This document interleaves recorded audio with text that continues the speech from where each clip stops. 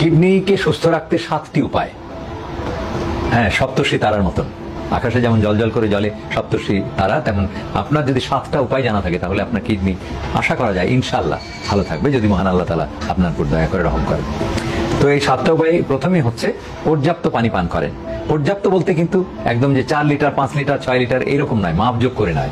আপনার যে পরিমাণ খেলে আপনার কিডনি ভালো থাকবে বা শরীর ভালো থাকবে সেই পরিমাণ। এই পরিমাণটা নির্ধারণ করবেন কিভাবে? একটাই উপায়, সেটা হলো পিপাসা। আপনার পিপাসা লেগেছে, চেপে না থেকে পানি পান করুন। অর্থাৎ আপনার স্রষ্টা আপনাকে তৈরি করেছে ওইভাবে যে যখনই দেহের ভিতরে পানি কমে যাবে তখনই আপনার পিপাসা লাগবে। আর পানির পরিমাণ আমরা বলতে পারি না, বরং প্রস্রাবের পরিমাণ বলতে পারি। কমপক্ষে 1.5 লিটার প্রস্রাব প্রত্যেক দিন। তো 1.5 লিটার প্রস্রাব করতে গিয়ে একজন সুস্থ মানুষের কতখানি পানি খেতে হবে? আমার মতো মানুষ যারা ঘরের মধ্যে এসির মধ্যে সারাক্ষণ থাকে তারা 1.5 থেকে 2 লিটার পানি খেলেই 1.5 লিটার প্রস্রাব হবে। কিন্তু যারা রোদ্রে কাজ করছে, দরদর করে ঘামছে মাঠে ঘাটে কলকারখানায়, তাদের তো দ্বিগুণ পরিমাণ 3 লিটার 4 লিটার খেলেই তাদের 1.5 লিটার প্রস্রাব হবে। আর যাদের কিডনিতে অসুখ হয়েছে, মানে পাথরের মতন রোগ হয়েছে, কিডনি পাথরই হয়েছে, তাদেরকে আমরা বলি কমপক্ষে 2 লিটার প্রস্রাব তৈরি করতে হয়। তো 2 লিটার প্রস্রাব হয় এই পরিমাণ পানি। তাহলে পানির পরিমাণ কিন্তু আমরা বলছি না, কিন্তু অনেক ডাক্তার আপনাকে বলে দেবে 4 লিটার পানি খান।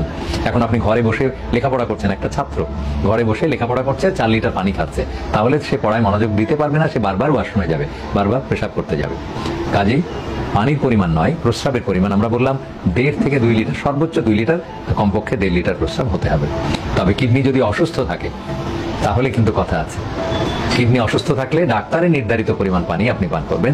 1 লিটার, কখনো কখনো 1 লিটারেরও কম, কখনো কখনো 1 লিটারের একটু বেশি, মানে 1 লিটার থেকে 1.5 লিটার, তার বেশি পানি নয় যাদের কিডনি অসুস্থ হয়ে গেছে। এই হলো পর্যাপ্ত পানি।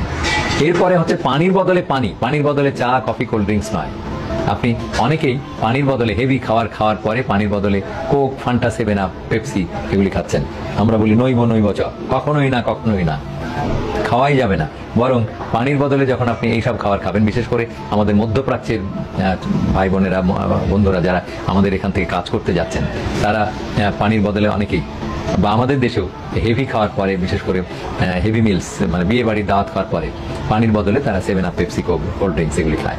এগুলি মারাত্মক ক্ষতিকর এবং কিডনি নষ্ট হবেই। কাজেই পানির বদলে কেবলমাত্র পানি দিবেন বিয়ের আসরে। যারা কোল্ড ড্রিঙ্কস দেন তারা বলবো যে আমাদের জন্য শত্রুতা করছেন, যে কিডনি নষ্ট করার ধান্দা করতেছেন আপনারা। কাজেই কোল্ড ড্রিঙ্কস না দিয়ে 7 আপ, কোকসির বা 7 আপ, পেপসি, কোকের বাজার বন্ধ। আপনি সরাসরি পানির বদলে পানি দেবেন। মানে ভাত খাওয়ার পরে, বিরিয়ানি খাওয়ার পরে বা পোলাও খাওয়ার পরে পানি খান, তাহলেই আপনার চাহিদাটা মিটবে। ওখানে কোক যতই টেস্টি আর স্বাদু হোক না কেন, সুস্বাদু হোক না কেন, আপনার কিডনির ক্ষতি করবে। পাথর তো করবেই, কিডনিও নষ্ট করবে, পাথরও তৈরি করবে। এরপরে আসছে যে সুষম খাদ্য গ্রহণ। সুষম খাদ্য গ্রহণ বলতে খালি মাংস খেয়ে থাকবো এটা এই জন্য বলছি যে আমাদের দেশে ইদানিং বা সাম্প্রতিক কালে এই মানে যারা অতিমাত্রায় স্বাস্থ্য সচেতন কিছু ডাক্তারও আছে তাদের মধ্যে, যে মানুষকে অতিরিক্ত প্রোটিন খাওয়ানোর চেষ্টা করছে, যে একসাথে 10-12টা ডিম আপনাকে খেতে হবে, কোনো কার্বস খাওয়া যাবে না, এরকম প্রচলন। এটা সঠিক নয়। সবগুলি মিলিয়ে আপনাকে খেতে হবে। কেমন? আপনার দেহের ভেতরে যেমন সবগুলি উপাদান আছে, তেমনি খাদ্যর মধ্যেও সবগুলি উপাদান থাকতে হবে। 6টি উপাদানে খাদ্য তৈরি, ঠিক প্রত্যেকটা উপাদান সঠিক মাত্রায় থাকতে হবে। এই জন্য মাত্রা জেনে খাওয়ার আপনার দরকার নেই। আপনি র্যান্ডমলি খান। আপনার যে লোকাচার দিয়ে আপনি বড় হয়েছেন, যে জীবনাচরণ তৈরি করেছেন একটা সমাজ, যে সকালে আপনি পান্তা ভাত দিয়ে নাস্তা করেন না কেন, কোনো সমস্যা নেই, কিন্তু আপনি সকালে পান্তা ভাত বা ভাত রুটির বদলে সেখানে মানে একটা 10টা থেকে শুরু করে 16টা পর্যন্ত ডিম খায়। আমি জানি এগুলি বর্তমানে চালু করে দিয়েছে। অনেকে আরো প্রোটিন পাউডারকে বিদেশ থেকে কিনে নিয়ে এসে খাচ্ছে, যে আমার তো প্রোটিন বেশি দরকার, তাহলে মাংস বেশিগুলি মানে শক্তিশালী র্যাম্বো টাইপ হবে, হ্যাঁ, 6 প্যাক অ্যাবডোমেন হবে এরকম। কিন্তু সেটা সঠিক নয়। আপনি প্রচুর ব্যায়াম করবেন, এক্সারসাইজ করবেন, কিন্তু প্রোটিন পরিমিতই দরকার, তার বেশি দরকার নেই। হ্যাঁ, আপনার যে যেরকম কাজ করছে, আমাদের 1600 ক্যালোরি থেকে 1600 কিলো ক্যালোরি থেকে সর্বোচ্চ 3000 কিলো ক্যালোরি যারা শ্রমিক মাঠে ঘাটে কাজ করছে তাদের দরকার হতে পারে। তো এইটা সুষম প্রোটিন, সুষম কার্বোহাইড্রেট, মানে প্রোটিন, কার্বোহাইড্রেট, ফ্যাট, তারপরে পানি এবং ভিটামিনস সবগুলি যেন সঠিক মাত্রায় থাকে। এবং এই খাদ্যের মধ্যে অবশ্যই কিছু কাঁচা সবজি, কাঁচা ফলমূল থাকতে হবে, না হলে ভিটামিন সি আপনি হারিয়ে যাবেন, সিকে পাবেন না। আর সি স্টোর করলে নষ্ট হয়, তাপে নষ্ট হয়, ফলে আপনি অবশ্যই কিছু কাঁচা সালাদ, কাঁচা সবজি খেতে হবে, এবং সেগুলি অবশ্যই নিরাপদ হতে হবে। যে এমন নয় যে খেতে ময়লা আপনি নিয়ে এসে খাচ্ছেন, তাহলে পেটের অসুখ হবে। কাজে সুষম খাদ্য গ্রহণ। এরপরে আসছে যে আপনার ওষুধ হিসেবে বাজে ওষুধ খাওয়া। বাজে ওষুধ মানে একটু গায়ে ব্যথা, ফুটবল থেকে খেলতে গেছেন অথবা ব্যায়াম করেছেন, একটু গায়ে ব্যথা হচ্ছে, বাড়িতে বিয়ের রান্না বাড়া করেছেন, অনেক গায়ে ব্যথা হচ্ছে, আপনি ব্যথার ওষুধ খেলেন।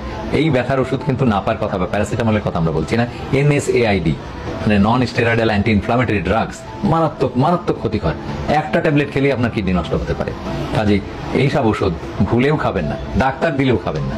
খেলে পরে এই যে জ্বর এসছে, এখন তো জ্বর হচ্ছে তাই না, এখন চতুর্দিকে জ্বর হচ্ছে, এটা ভাইরাল ফিভার বা যেই ডেঙ্গু ফিভার বা চিকনগুনিয়া যাই হোক না কেন, আপনি যতই গায়ে ব্যথা হোক না কেন আপনি NSAID খাবেন না। NSAID খেলে কিডনি টিউবুলার নেক্রোসিস হবে এবং রক্তপাত হবে প্রস্রাব দিয়ে, কিডনিটা নষ্ট হয়ে যাবে। কাজে এই ড্রাগগুলি ভুলেও খাবেন না এবং ডাক্তার দেখানো বাদ দিয়ে ওষুধ খাবেন না। ডাক্তার যেসব ডাক্তার জেনে তারপরে ওষুধ দেবে, কারণ প্রচুর অ্যান্টিবায়োটিকও কিডনি নষ্ট করে। এমনকি গ্যাসের ওষুধে কিডনি নষ্ট করে না, অন্য রোগ করে, ক্যান্সার তৈরি করে। কাজেই ডাক্তারকে না দেখিয়ে সহসা ওষুধ খাবেন না। এরপরে আসছে যে আমরা যে প্রেশারের রোগে ভুগি আমাদের দেশে, এটা খুব কমন একটা ঘটনা যে উচ্চ রক্তচাপ। এবং আমি যখন জিজ্ঞেস করি ওষুধ খান, বলে না এখনো ওষুধ ধরিনি, শুনেছি যে ওষুধ একবার ধরলে তো ছাড়া যায় না। তখন মানে ড্রাগ ডিপেন্ডেন্সি, তারা মিন করছে যে নেশায় যেমন ড্রাগ ডিপেন্ডেন্সি হয়ে যায়, নেশা করলে যেমন ছাড়া যায় না, প্রেশারের ওষুধ তেমন ছাড়া যায় না। এই ধরনের প্রচার এমন ভ্রান্তভাবে মানে আমাদের দেশকে আকৃষ্ট বা আপ্লুত করেছে যে ফলে সাধারণ মানুষরা প্রেশার ডাক্তার লিখে দেওয়ার পরেও তারা ওষুধ খায় না এবং অনিয়ন্ত্রিত রক্তচাপের ফলে কিডনিটা নষ্ট হয়ে যায়। যখন তারা আসে তখন কিডনি নষ্ট অবস্থায় আসে, তখন আর প্রেশারের ওষুধ খেয়ে কি লাভ হবে? এই অনিয়ন্ত্রিত প্রেশার এবং অনিয়ন্ত্রিত ডায়াবেটিস মেলাইটাস মানে বহুমূত্র এবং উচ্চ রক্তচাপ যখন বহুমাত্রিকতা দিয়ে কিডনিকে নষ্ট করে ফেলে, তখন কেবলমাত্র ডাক্তারের কাছে আসি। তো কাজেই রক্তচাপকে নিয়ন্ত্রণে রাখতে হবে সূক্ষ্মভাবে এবং খুব সহজ। আপনার বাড়ির পাশেই তো ডাক্তার থাকে, একজন MBBS ডাক্তার আপনার বাড়ির পাশেই আছে, দেখবেন প্রত্যেকটা গ্রামে গঞ্জে উপজেলায় জেলায় সব জায়গায়, এবং তারাই আপনার এই চিকিৎসাতে হেল্প করবে।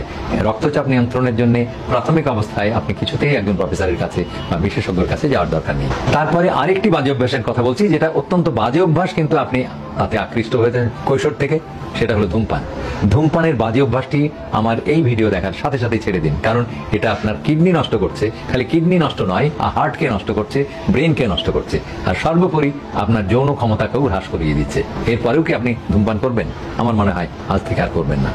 কেমন? তো ধূমপানের বাজে অভ্যাস ছেড়ে দিন, কারণ ধূমপানের ফলে রক্তনালীগুলি সংকীর্ণ হয়ে যায়, সরু হয়ে যায়, আর এই সরু রক্তনালীতে প্রত্যেকটা প্রত্যঙ্গকে নষ্ট করে দেয়, কারণ পর্যাপ্ত রক্ত প্রবাহ সেখানে হয় না। কিডনিতে রক্ত প্রবাহ ধীর গতিতে হয়, ফলে কিডনি নষ্ট হয়ে যায়। ব্রেনে রক্ত প্রবাহ ধীর গতিতে হয়, ফলে ব্রেন ভালো কাজ করে না।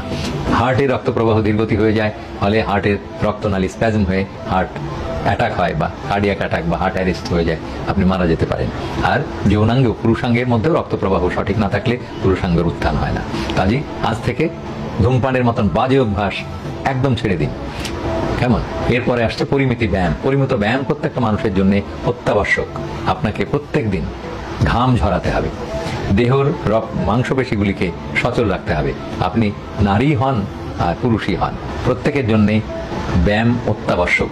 মানে ঘরের ভেতরেই হোক বা ঘরের বাইরেই হোক, আপনাকে লাফালাফি ঝাপাঝাপি করতে হবে, করে শরীরটাকে চালু রাখতে হবে, তবেই আপনার কিডনি ভালো থাকবে।